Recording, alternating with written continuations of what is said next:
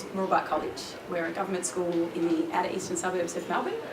We have 1,200 students and we began trialling iPads on a one-to-one basis 2 years ago.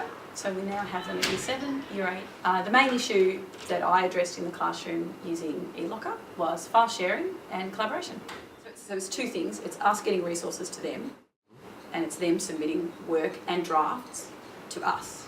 And it needs to be done in a way that we know who belongs to what and what belongs to who in the eLocker.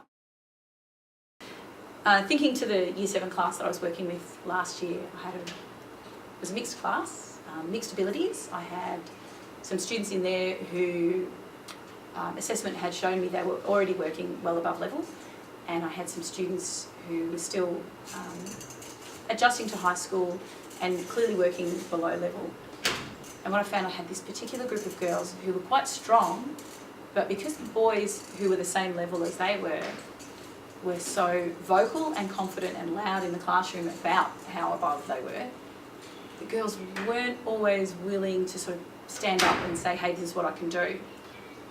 I set up, within eLocker, I set up a sandbox eLocker for them, and I explained to the whole class that this is where you can just put something that if you're trying something out and you don't want to put it in this part of the eLocker with the handed in work, but it's something that you think I might like to look at, pop it in sandbox.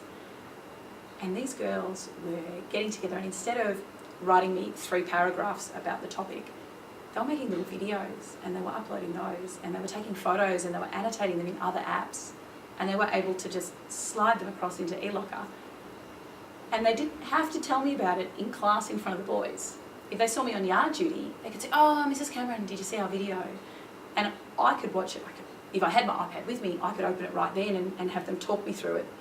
Or I could look at it in my own time and then give them some feedback right there about what I thought was valuable about that piece or that creation that they'd made for me.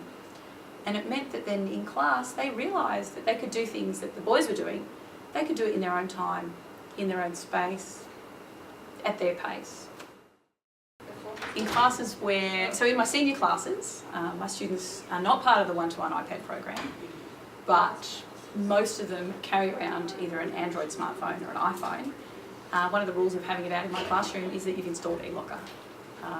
That's the key. I need to know that if the boss drops in to check on what we're doing and he sees 26 children on their iPhones, that they're using them as a learning tool. And the trick to knowing that it's a learning tool is that you've installed the dictionary app and you've got eLocker on there. Once I've put the file, whether it be a document or whether it be a photo or whether it be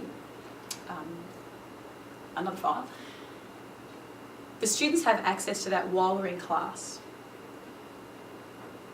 If I'd given that to them as a handout, I don't even know that it's going to make it back to their locker. I definitely can't guarantee that it's going to make it back into class tomorrow. If it's in their eLocker, it's on their iPad. It's also on mum's desktop at home if mum wants to see what they've been doing in class. And it's also easy to put right back on that iPad again the next day if something happens and that kid accidentally deletes it or thinks they don't need it anymore. That student can then access that file in my classroom. They can access it at home. If they find out that their class after lunch is being covered by another teacher and they want to go on with my work, it's there. It's in their eLocker, on their device or on any other device that they can put their hands on.